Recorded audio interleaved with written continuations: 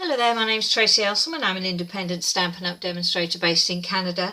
Today I wanted to do a quick video for you showing you the difference between the old Stampin' Up ink pad and the new Stampin' Up ink pad. This is a comparison there. The old stamp pad, to open it, you would push and then turn it over.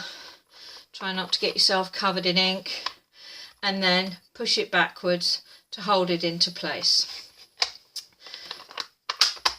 You can see that the old ink pad is slightly larger than the new one. It's about the same width, but it's also not as tall. The new one doesn't have these little legs, and those little legs were used to hold the ink pad into the carousel. But if you didn't have a carousel and you had tried to stack these, you would find that eventually they would just slip and slide all over the place. There was no reason for them to stay in place. So that was a bit of a downside for me. The colour was on the front and you have the name there. On the back you would get some stickers, put one on the front, and then I chose to take one of the other languages and just put it inside. Not that I would be able to tell you that that said Mossy Meadow or the equivalent, but just so that I could see that that was the dark green, so that if I had several pads laid out, I would be able to know which colour was which, because it's not always obvious when you look at them. So that was that. Now the new pad, as I said, is slightly shorter and it's not as deep. And it opens differently too. No more pushing. It literally opens like a compact, and then you slide that down. Really is that simple. On the back, again, we have the colours, and I have already put Grapefruit Grove on the end there. But there's an extra sticker now, and I'll try and do this without covering myself in ink. Let's take them all off. There is an extra sticker, and it has nothing on it, and that is because Stampin' Up recognised that we like to see what the colour is, so they have given us a sticker that will fit in that slot there, and there's no little bit to get in the way. You can just put that straight in there, and there you are. There's your ink pad.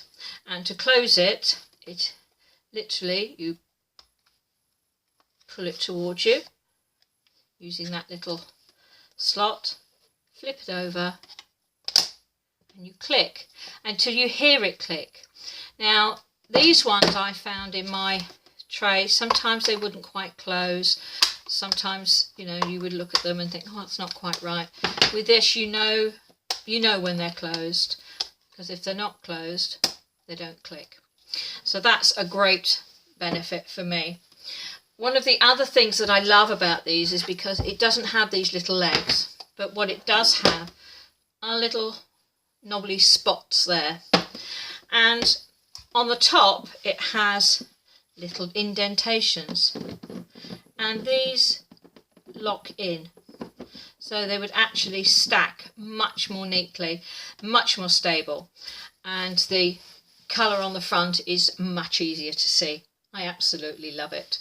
Now, as well as redesigning the case, which was done because the old mould for that plastic case had come to the end of its useful life, and rather than just going straight out and getting a new mould made, they looked at the usefulness of the case as it was. And while they were doing that, they also looked at the ink itself.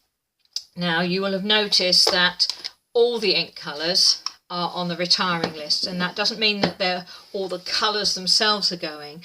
The reason is they have reformulated the ink in these new pads. What we had found with some colours was that when you went to use them on your stamps, you would get bubbles on the surface of the ink pad itself, or bubbles on the surface of the stamp, and it affected the way that the stamp worked, which wasn't what we wanted. So Stampin' Up had another look at that, and they have now reformulated the ink. It now includes a defoamer So basically we shouldn't get any more of those bubbles, and that will make our stamping life a lot easier. So there you are, there's the ink pads. I love this new design. Can't wait to get the rest of the colours of all the new ones that are coming out, and also some that are returning, like the Black Brew Bliss and the Mossy Meadow from a few years back. We're getting those back, and that's wonderful. So there's lots more to come from Stampin' Up, and I will talk you through the changes over the next days and weeks as we get through to the new catalogue. If there's anything you want to know, just ask, and I'm inviting you to go to my Facebook page, which is Facebook.com/papercraft with me, and you can ask a question about Stampin' Up products, and I will do my very best to answer them for you, and if I don't know the answer, I will certainly find out for you. Otherwise, you can always find me on my website and blog at tracyelsom.stampinup.net. So I hope that's been useful, and I will speak to you again soon. Bye.